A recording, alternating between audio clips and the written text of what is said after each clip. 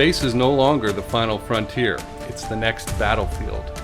Today, we sit down with Dr. Joel Mozer, the retired chief scientist of the U.S. Air Force and Space Force, to discuss a groundbreaking 3-year study that reveals a sobering truth. We've crossed a tipping point in space. What was once the exclusive domain of superpowers is now a crowded arena where commercial giants, rogue nations, and emerging technologies are reshaping the rules of engagement. Dr. Mozer's Strategic Foresight report warns that America's space dominance is under threat like never before. From the critical need to defend both Earth and Moon simultaneously, to the ethical minefield of AI-powered space warfare, to the talent crisis threatening our technological edge, stakes couldn't be higher. Can the Space Force adapt fast enough to meet these challenges? What revolutionary capabilities must we sacrifice to secure our future?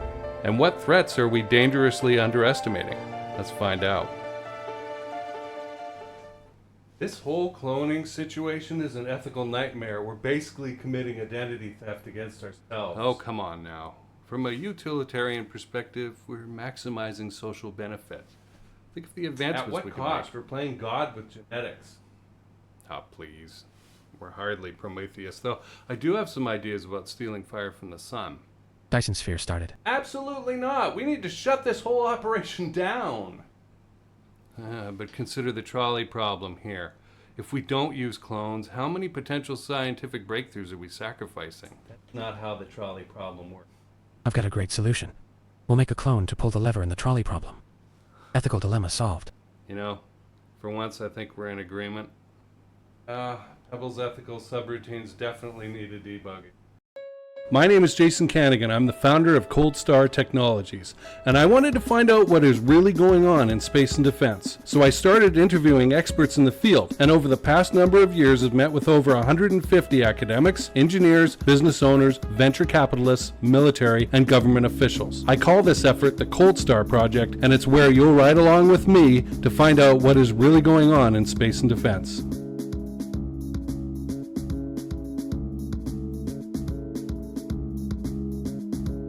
All right, we're back with Dr. Joel Mozer. Dr. Joel, it has been 5 years since I first reached out to you, and I know we had something happen in the middle, which is important in your life, but this is an interview a long time in the making, and I think this is the longest. Well, I'm sorry about that. And thanks for your it's not your fault. I'm eager to chat with you. Yeah, it's just an example of persistence, right? Paying off. And so if anybody's listening or watching, especially who owns their own podcast or runs their own podcast, just keep working at it. never say never, right? Never say die. For those who don't know, Dr. Mozer has been he's retired now, but he was the chief scientist of the U.S. Space Force and Air Force for many years, senior principal scientist at the AFRL, and other roles from 1992 to 2018. Very, very long career, right, at the AFRL. And I love some of these other things. Chief of Battlespace Environment Division at the Space Vehicles Directorate, right? There's some great titles in here. I'll just drop them in the description, and anyone can look at your LinkedIn profile as well and see this stuff. So, smart guy, clearly. And in January of 2025, you were the lead on a report from 5 people titled Beyond the Tipping Point, Space Strategic Foresight Implications for the National and United States Space Force. And you're outlining, this is a summary of a 3-year, what you call a foresight effort, strategic foresight effort, by the U.S. Space Force to understand this space landscape is evolving, and how do we maintain U.S. Preeminence here, right, in the space domain?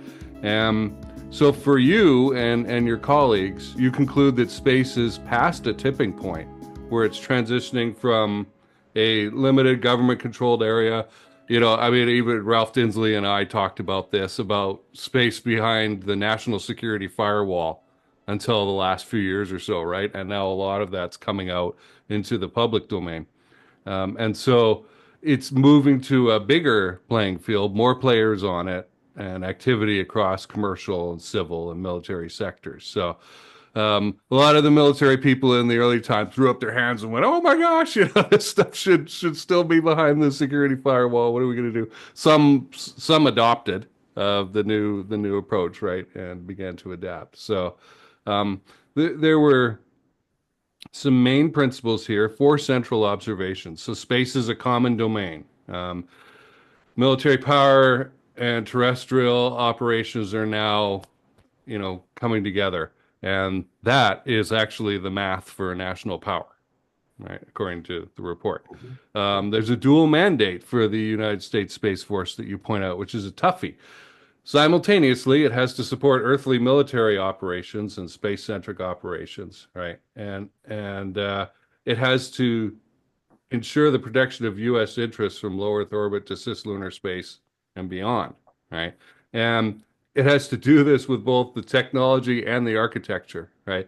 And I know a few years back, the Deep Space Network was kind of getting full, and I had Dr. T.S. Kelso on to talk about TLEs and satellite tracking. That was another one, 9 months to schedule that and wait, having a baby, right? And we had a great discussion about that too. That the satellite technology architecture is duct taped together from the 1960s and beyond, right? So, um, just for our listeners and viewers to understand this stuff, it is not smooth. It is not all figured out, right? And you and this report are essentially looking into a crystal ball and seeing what you see, right, with your colleagues. So, the next one is commercial space.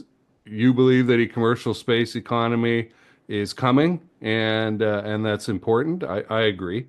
Um, a key factor is maintaining the United States science and technology preeminence in space. That's very important.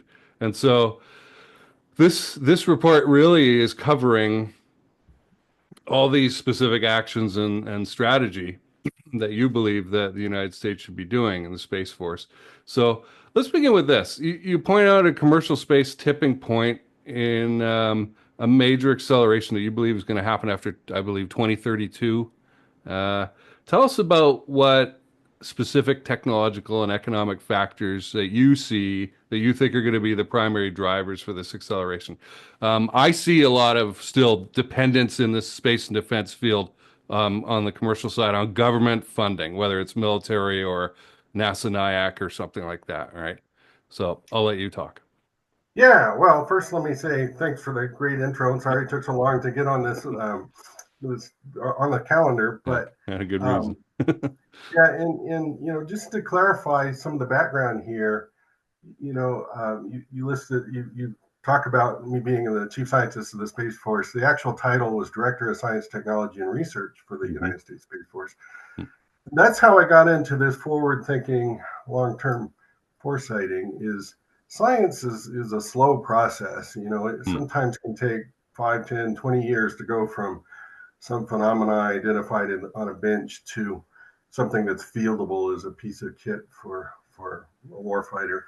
And so, if you want to decide where to invest your precious science and technology dollars today, you kind of have to look forward, um, 10, 15, 20, sometimes even 40 years Yeah. ahead to understand where that biggest bang for the buck would go. And that's where the background behind this Beyond the Tipping Point report is we tried to peer into the future and anticipate what the range of futures could be so that we're specifically not surprised by that future, so that something doesn't pop up that we didn't anticipate, we hadn't thought about, we didn't invest in early on. So that's the background, and your specific question about what's changing, and I think we've all seen, if you compare today in 2025 to just 20 years ago, there's a lot more commercial activity in space. There's a lot more new space entrepreneurs looking at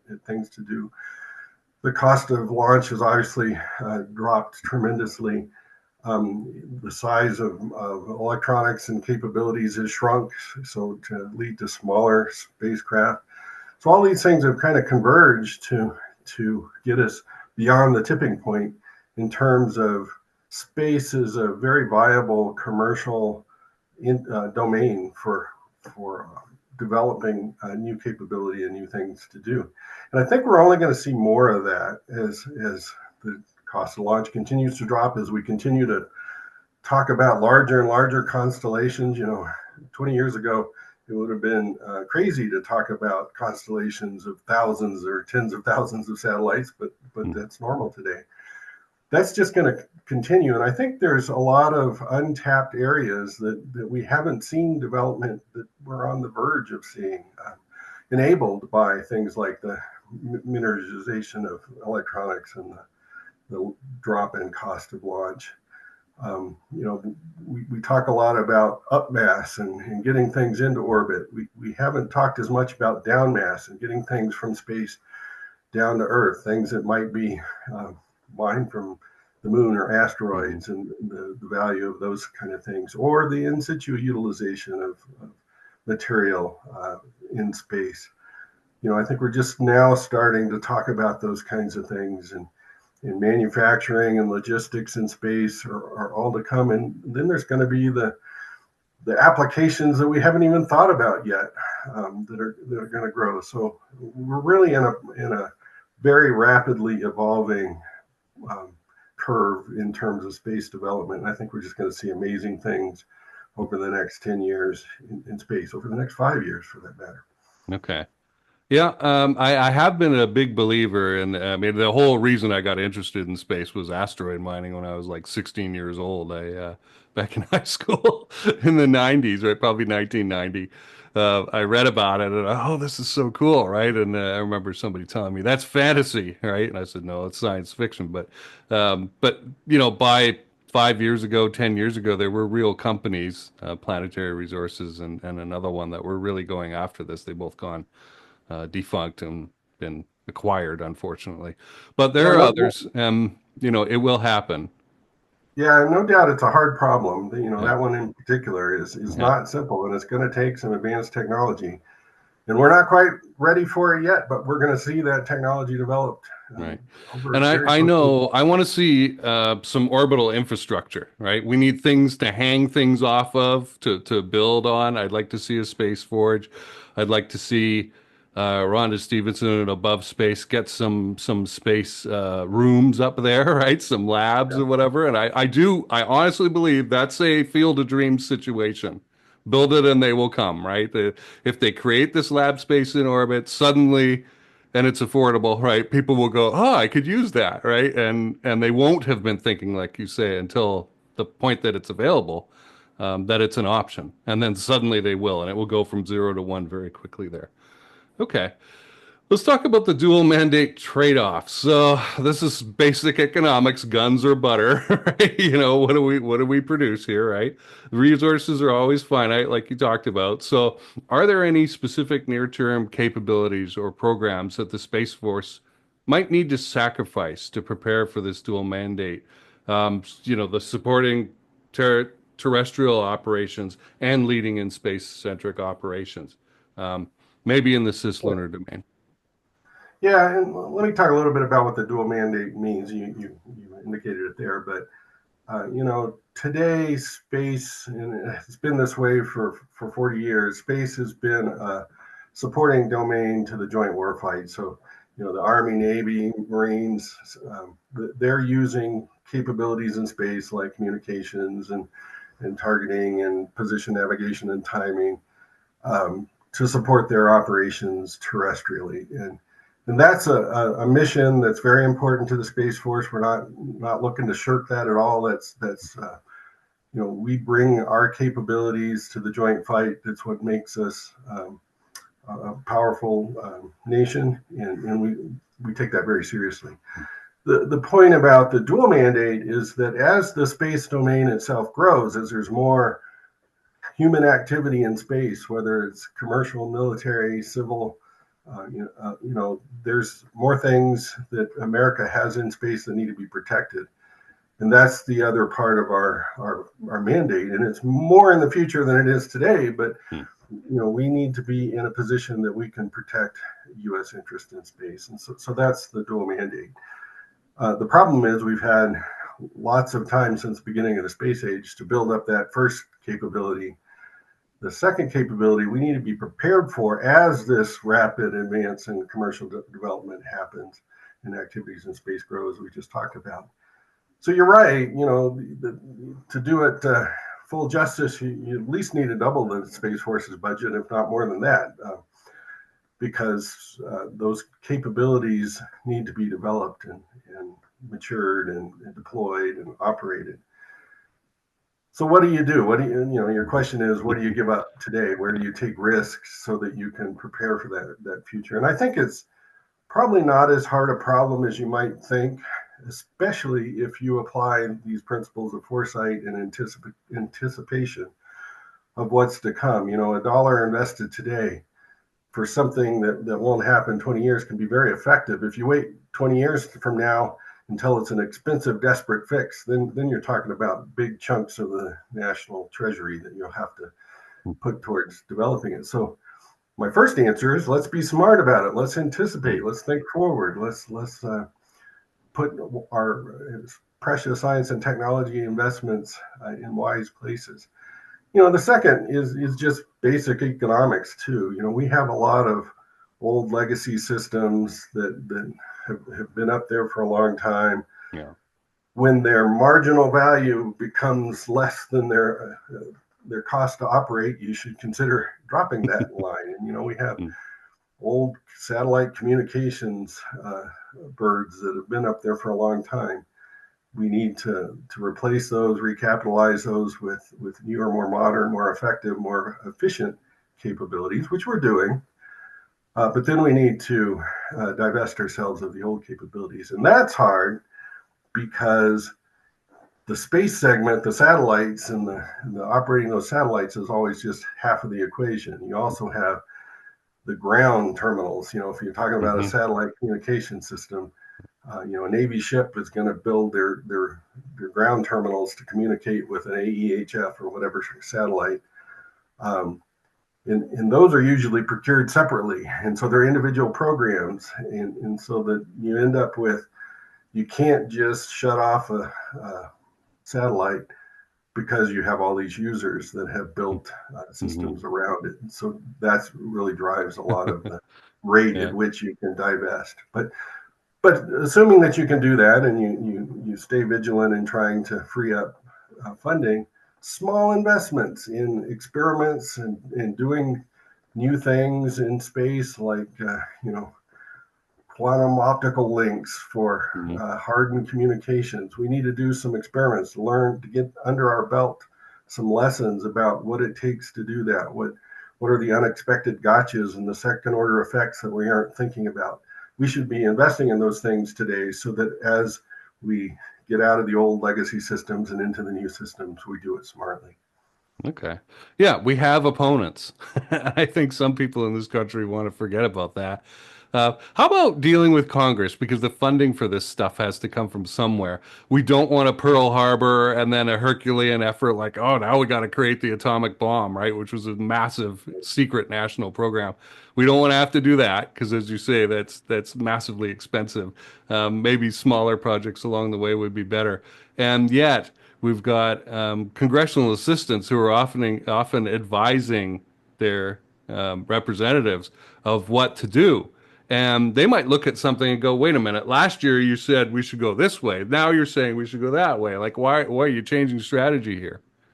Yeah, and jitteriness does not work in science and technology. You can't go back and forth from different areas. And so, that's my message to Congress and other folks, is that you really need to be balanced in your investments. You need to think of the short-term needs that you have. The systems that you have fielded today have technical requirements that need to be, whether it's you're talking about making your GPS system anti-jam or jam resistant, those are real requirements that we need to invest in today.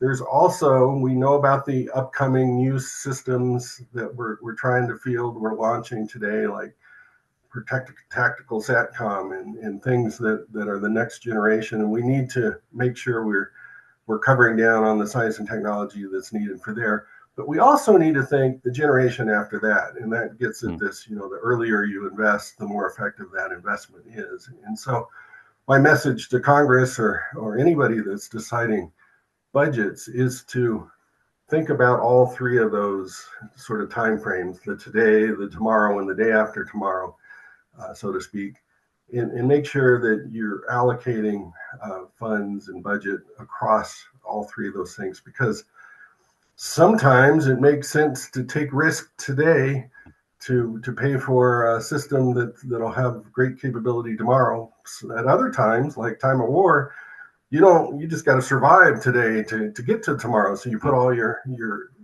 emphasis on today's thing. So that's a dynamic balance. But if you forget about the long term, we will always be in the mode of expensive, desperate fixes and hard budget times in the present. Okay, very good.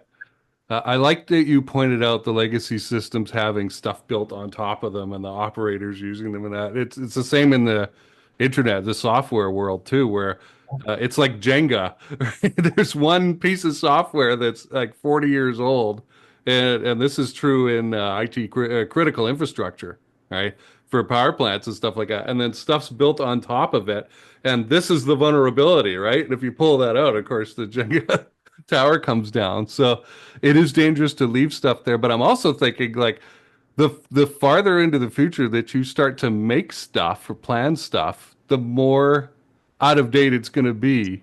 But kind of by the time it gets there, and you're creating that weak Jenga piece, so there is that balancing act. I take it that Yeah, I'm not qualified to. I'm probably qualified to discuss, but not implement. it's a state of mind, and we my one part of my interest in science and technology is to educate guardians and airmen and folks in the DoD to think across that spectrum of time frame. Hmm. There's just so many benefits to it. It's how you stay on the technological edge. It's how you provide technology surprise to your adversary as opposed to reacting to it from them. Okay. Yeah, and we saw this coming into World War II. I mean, there's going to be a series of discussions here with you being in the middle, I think. The one that I just did, well, Mike Brown's defense spending one is really good. Freedom's Forge with Bill Conley, yours, and then looking into the future with Nick Moran, the chieftain, about development of space police vehicles, like we talked about at the beginning. Who's going to enforce this stuff, right? And how? I think this whole sequence is going to be really great for getting a handle on how do I think about this stuff, because it's not as easy, right? During that interwar period, all the planes, the bombers for the United States had already been designed by 1939. The B-29 was designed by then, right? I didn't know that until I read it, and I was shocked. And like Germany, you've got this peak in power that you're creating, military power, and you're kind of in a situation where you have to use it or lose it, or else your opponents are going to catch up, right? After a few more years of this. So if you wait around, the infrastructure and the capabilities you've invested in will slowly become stale, right? Yeah, I don't think a lot of people think about that, and it's no different here in the space domain with our opponents going forward. So let's talk about the integration of something modern then, Joel. AI and machine learning, cognitive science integration. The report talks about this, the potential of this stuff for integration with military space operations. What specific ethical guidelines or constraints should the Space Force establish now to ensure the responsible use of these technologies in space? Yeah, that's a great question, and an important question that a lot of folks are thinking about right now.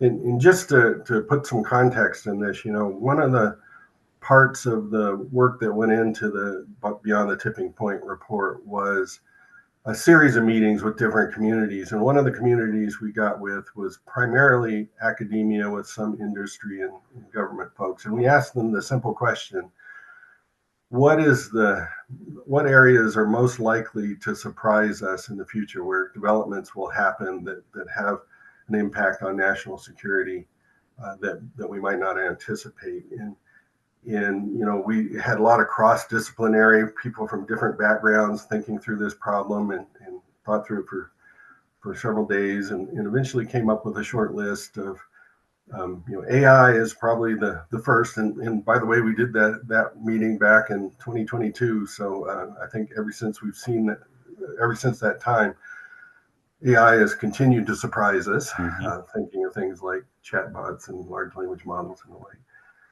The second thing that we identified in that meeting was cognitive science, because we are just really starting to scratch the surface of our understanding of how the human brain works, and how to operate that brain effectively and efficiently. And the third thing that we came up with was the interaction of those first two, AI and cognitive science. So the three highest things that are a potential for surprise are those. So we absolutely need to be on the cutting edge of those three fields, understanding the science and the technology and what can be done.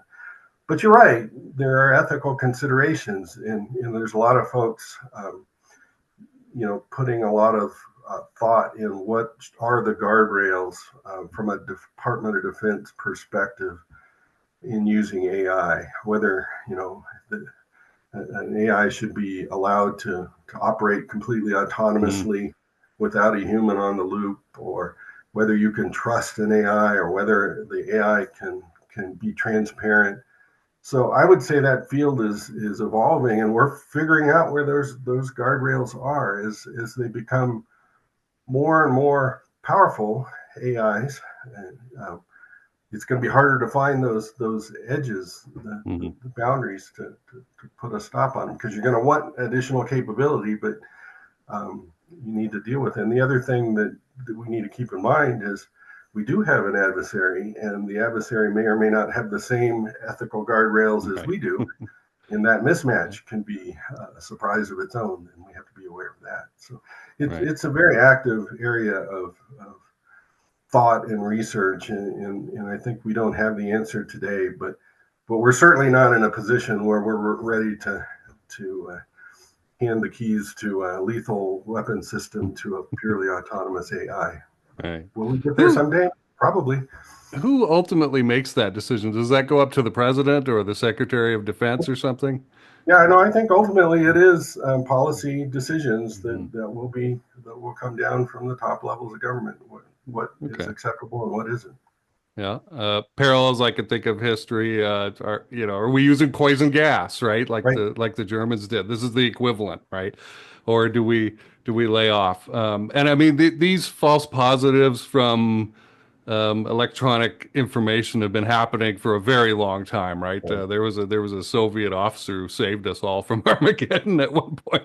It's actually happened a couple times. Once with a nuclear submarine, and another time with a guy at kind of Soviet Central Command watching a board, and it was alerting that the United States was launching nukes, and he went, no, it's probably not, and it was saying, no, there's a 70 something percent chance, right, that this is happening. And he's like, no, no, no, no.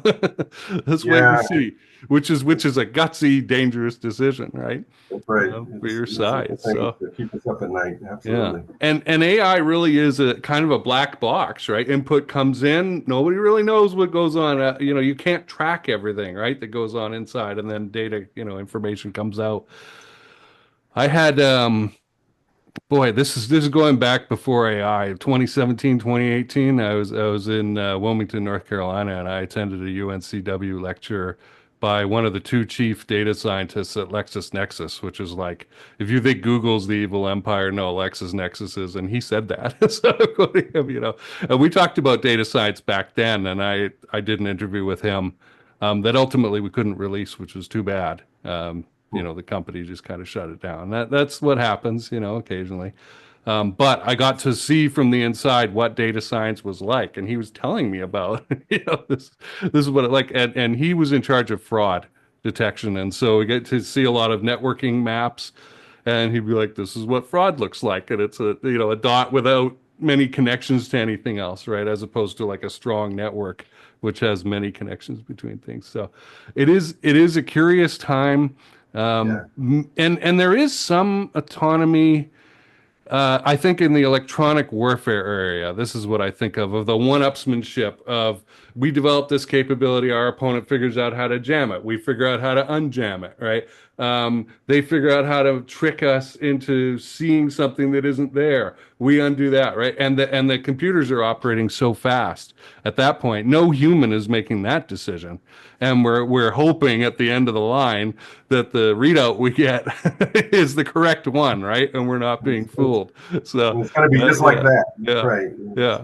So there are Yeah, some situations where it has to be instantaneous. Yeah. no, you're right, and that actually challenges some of our fundamental warfighting doctrine. Hmm. Uh, John Boyd talked about the OODA loop, the Mm-hmm. observe, orient, decide, act. Yep. And you try to get inside your opponent's OODA loop, do it faster, all of those things.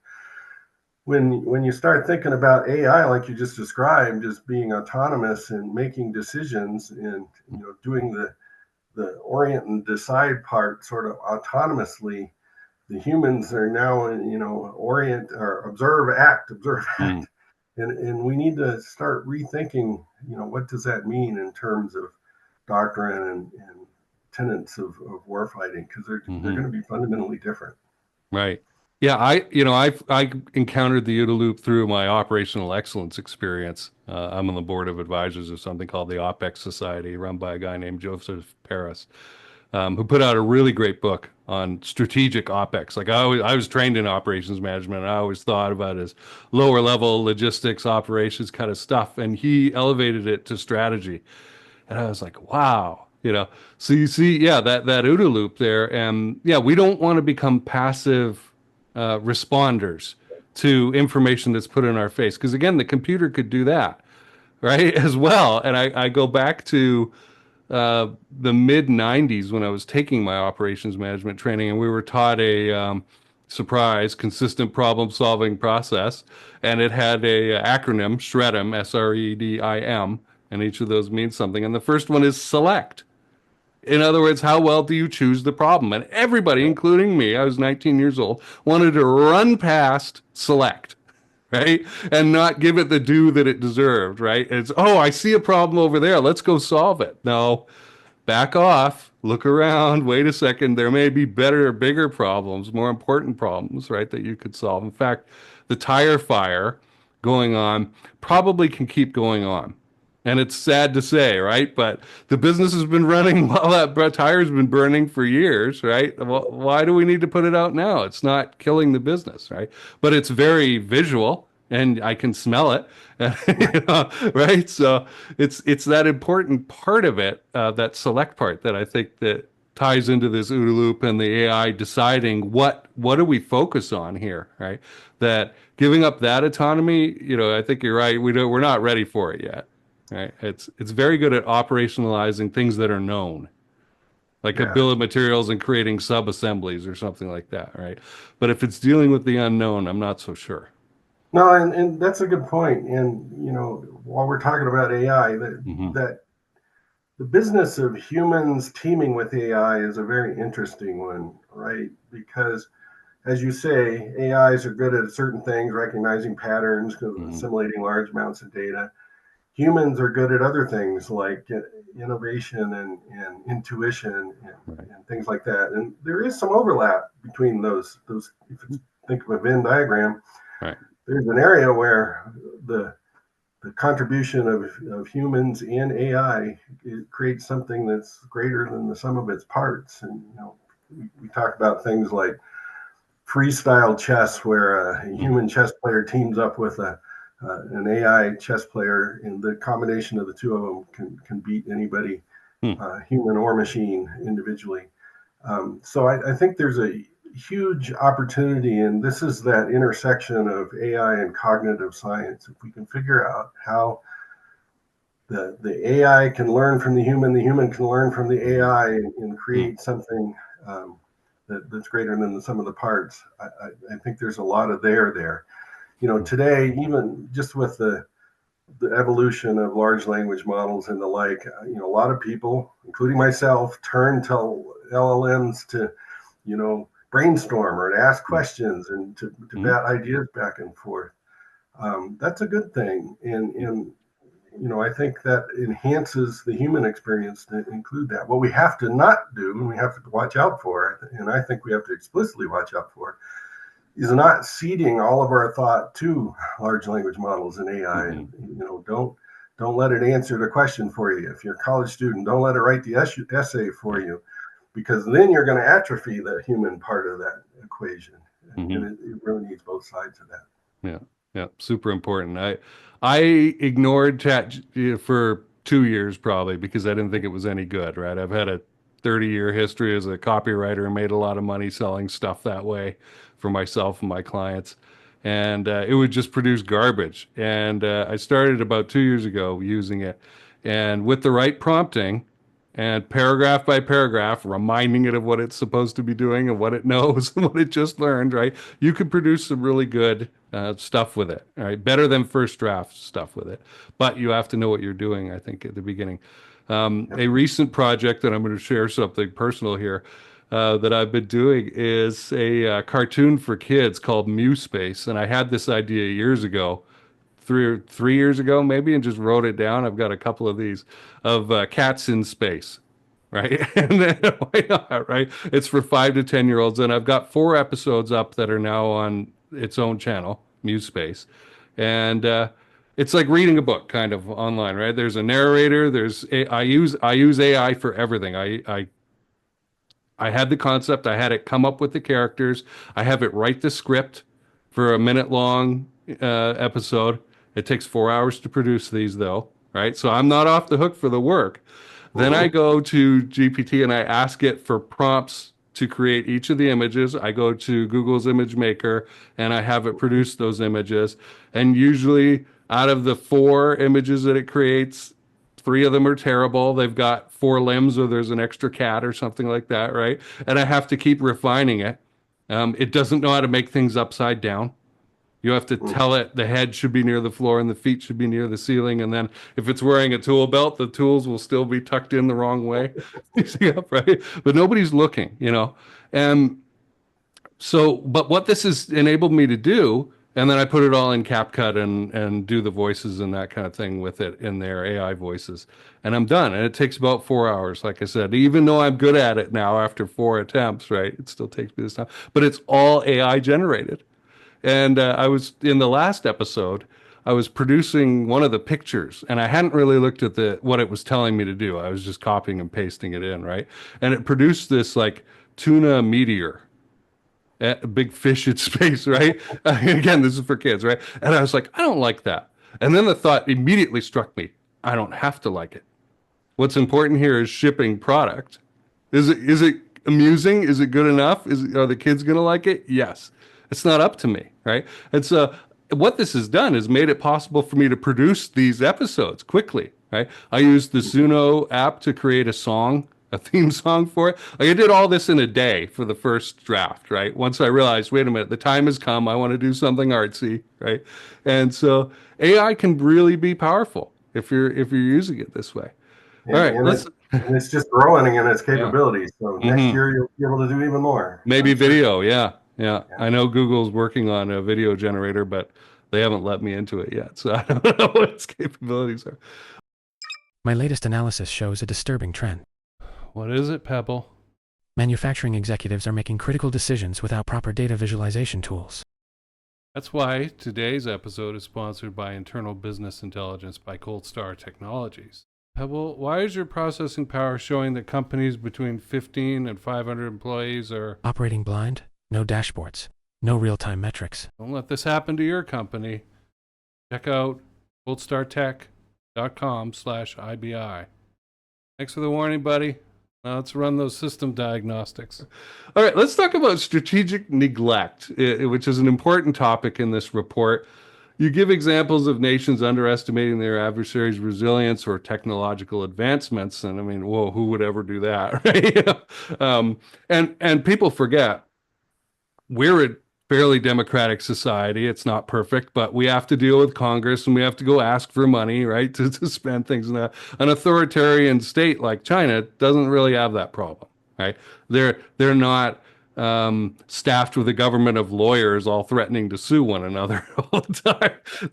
They're people who study science and agriculture and all these other things, right? And they're able to strategically plan 10, 20 years out and put that into action and stay consistent with it. So From your perspective and in the report, what are the most sort of underappreciated threats or technological surprises that the Space Force should actively be preparing for in the space domain? Yeah, so the space domain is a relatively new domain of um, the Department of Defense. It's we have never really fought a war in space, and so we Hmm. don't really know what it'll be like. Although we speculate that it's likely the next war, if it happens, heaven forbid, will start in cyber or space, cyberspace or space domain. Hmm. And the problem with that is we just don't have any history to look back on, no lessons learned. We don't know how that will evolve. So we have to anticipate things. And, against that backdrop, we look at what, for example, China is doing to anticipate a future of space and compare that with what we're doing. And I would say there are similar things, but in an authoritarian regime, you can pick a thread and go for it. So, for example, China is pursuing uh, technological dominance in cislunar space and operating in and around and on the moon. That's an area that Hmm. they've chosen strategically to pursue. And from part of me is that's great. That's fantastic from a humanity perspective. Developing um, on the moon is a fantastic thing, and it's a great source of national pride in China. There's a lot of interest in folks similar to our own Apollo program in the 1960s. Um, However, there are issues with dual use and technological capability and being on the technological edge in that domain that we should be worried about that are threats to us. And in some sense, the moon is the next high ground of as an observation platform for seeing what's going on back at Earth or Hmm. for having capabilities. So we certainly don't want to get behind on that. In one of the challenges we have, and it's not necessarily strategic neglect, but it's sort of the realities of our society, which is a more free and open society where we rely on entrepreneurs and industry to come up with new ideas and develop new technology, and to have those debates with lawyers. Although it's frustrating, I think that ultimately makes us stronger and more robust, even if it is a little bit slower. So the problem is, are we, as you compare the way we develop, which tends to have a shorter term focus. Entrepreneurs and venture capitalists are typically looking for big returns in 3 to 5 years, whereas sometimes, the development in cislunar space may take 10 to 20 or more years. And to keep the interest of the entrepreneurs on that kind of long-term future is challenging because they have to eat in the meantime, right? They have to make some money. And they may make decisions based on things other than national security. For example, why did we offshore all of our microchip production? Because it was cheaper labor, it's cheaper to do. That was a decision made for other than national security purposes. So anyway, that complex interplay between an authoritarian directed, we're doing something, they're probably going to make strides in areas that we as a more diffuse capitalist entrepreneurial driven society, um, but we will make broader advancements along a broader wavefront. So we just have to be aware of these things, and Hmm. those can drive technologically surprise going either way. And again, it's an argument for thinking forward. Don't just think about today, but think about what the possible future could be in the future. Not the most probable future, but what the range of possibilities are that you need to think about and be prepared for. Right. Yeah. The essence of strategy. Yeah. The Mote in God's Eye, which is a science fiction story, is a great story. I read it every few years, and they've got an admiral in there who's shadowing the explorer ship that's going to meet the alien life forms, and he's like, "Look, I don't really care what the opponent is doing. I have to act based on what they could do, right? What their capabilities are, and if that means I have to blow our ship out of the sky." tough. It's a Right. tough decision, but I'm going to do it, right? If that's the necessary thing. I also think then, you bring it up of being more robust, our ideas. I think with the discussions that we have, it'd be more hashed out. We would be Yeah. clearer on why we're doing something as opposed to a more authoritarian state where somebody or a cabal of officials decides we're going to go down this road. Okay. Let's talk about the talent pipeline. This is a critical thing. It's been on the radar for some years. I remember Michael Mealing talking about it a while ago, who's a venture capitalist in the space field. We've got this document that you've produced with your colleagues. Big emphasis on science and technology preeminence for the United States. What concrete steps can the Space Force take to attract and retain, and this is key, top talent, within the service, especially with expertise in areas like AI, quantum computing, and advanced propulsion. We don't want them all going to Wall Street and becoming quants, right? Just because they learned math. Right. Yeah, no, that's a very important topic, and I'm glad you brought it up. General J. Raymond, the first chief of space operations, and my boss would say the Space Force is going to be the most technologically advanced service the world has ever known, and that's true. There's just the mechanics of operating in space and all the things we have to do requires a broad range of expertise, for everything from rocket science and orbital mechanics to radiation and microelectronics. It's just a very technology heavy domain that we live in. And that's, I think, as you say, we need top talent in these emerging fields of quantum and cyber. And if we're going to stay on that cutting edge in the Space Force, we need to attract really good talent. And that's critical. It's important to the future. There are some very definite recommendations that I would make. For example, I consider it appalling that there are no basic scientist officers in the Space Force, no guardians that have as their primary duty research and science. We have civilians that do that primarily through Air Force Research Laboratory that does research for both the Space Force and the United States Air Force. But, having leaders and officers and military personnel who may not do basic science on their everyday job, but they need to understand it and really need to understand it from the context that I brought up earlier, that science takes time. So you need to anticipate and you need to think forward. So the Space Force really needs to get on adopting real science and technology thought.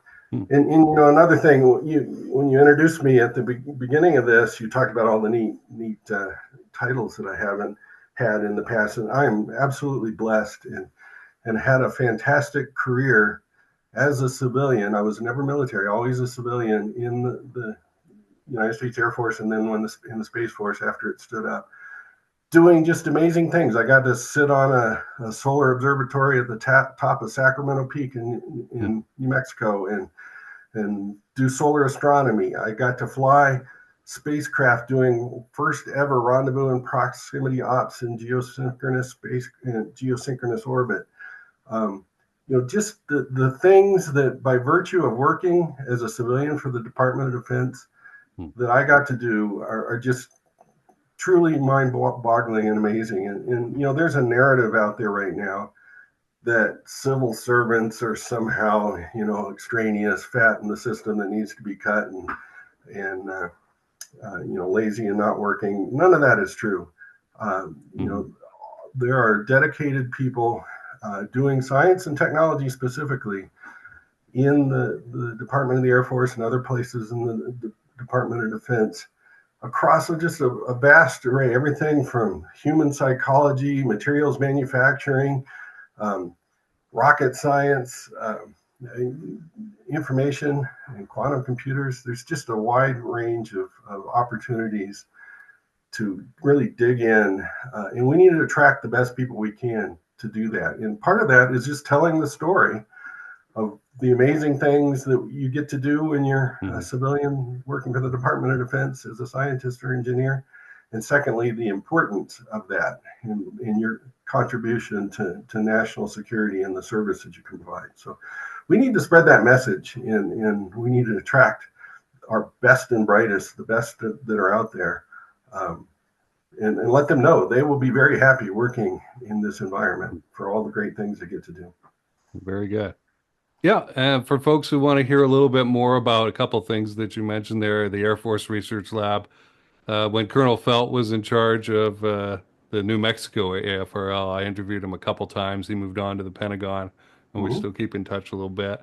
And for another example of a civilian working in the DoD, Marty Waldman was a missile contractor, and I had him on a couple years ago. I went to Charlotte to meet him in person at one point after that interview, just to hang out for a bit while he was in town to look at the racing museum and that kind of thing. He was just spending a day out here. So I drove a couple hours just to hang out at a diner with him for a bit. Okay. Is there anything that we haven't discussed about this report that you'd like to highlight?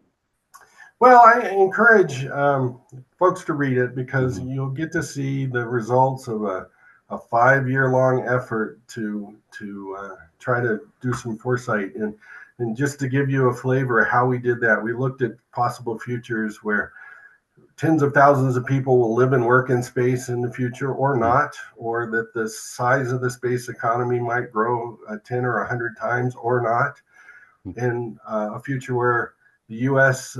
Promoted free trade and open leadership and opportunity in space or not. So we really spanned a wide swath of potential futures and thought through it. And thought through some vignettes and what the U.S. Space Force would have to look like in each of those futures to solve some problems. So the first thing is it's interesting reading. So I encourage folks to do that. There are some important conclusions in there and some recommendations. One of those recommendations, which I will always stand behind, is that more of this needs to be done, that this type of strategic foresight is not a one-off and done, nor is it something that can be handed off to a think tank or independent entity to do it for the government. The government needs to be intimately involved in it because the process of going through strategic foresight and thinking about a wide range of futures is the point. That's what opens up your mental model, that gives you some muscle memory. So when you see something in the real world, you have a new context to look at it from. Well, maybe it could be this thing happening, and it makes you a smarter, more intelligent, and less vulnerable to surprise. Mm-hmm. Yeah. It's an adaptive kind of thing. And I will link to it. I'll have the report up on my Google Drive, and it'll be linked to in the description. So you can just click in there and download your Thank own you. I copy. appreciate that. Yeah, it's easy to do. Done that. I had an artist on the show at one point, and I've got a whole folder of his art pictures, that kind of thing. He was here in Nashville as well, so I was able to go over and hang out in his studio, take a couple cameras. Excellent. It's a little different. He's moved too recently, so I might go and hang out with him again. So, okay, well, excellent. I think it's fantastic. I encourage everyone to read the report. Who do you want to meet, Joel, at this point in your career? Who do I want to meet? Yeah, and how should they get in touch with you? Well, the LinkedIn, or I assume you'll give some information how to get to me. Mm-hmm. I am interested in people who have creative and novel and new ways to look at things, things that aren't the status quo or the same old tired way of looking things, because that's where innovation happens. So if you have an innovative idea for how the Department of Defense can build, operate in the future in space, I am all ears. Excellent. Well, yeah, everyone can go find you on LinkedIn. You're easy to find there. Well, I appreciate you doing this, Dr. Mozer. Thanks for doing this. Well, thank you. It's been a pleasure. Hey, thanks for joining Dr. Mozer and myself. I'm Jason Canigan, the president of Cold Star Technologies, and of course, the host of the Cold Star Project. If you're a new president, especially of an existing company, and maybe you've been a president before, go check out Internal Business Intelligence by Cold Star Tech. That's at coldstartech.com/IBI. It's kind of thing that will fascinate you. Nobody talks about this stuff. I have seen so many presidents get into organizations and discover the things that they expected to be there simply weren't. And then they go, whoa, gosh, some of them got hired for $1 a year, you know, a stipend. And they go, how am I going to make that bonus that I'm supposed to be here for? And then they get bogged down in firefighting and they never make it. And if you don't want that to happen to you, if you want something positive to happen instead, I really recommend you go check that out and we have a talk about it. coldstartech.com/IBI, and from there you can book a time to speak with me about this fascinating thing, internal business intelligence by Cold Star Tech. Thanks for listening.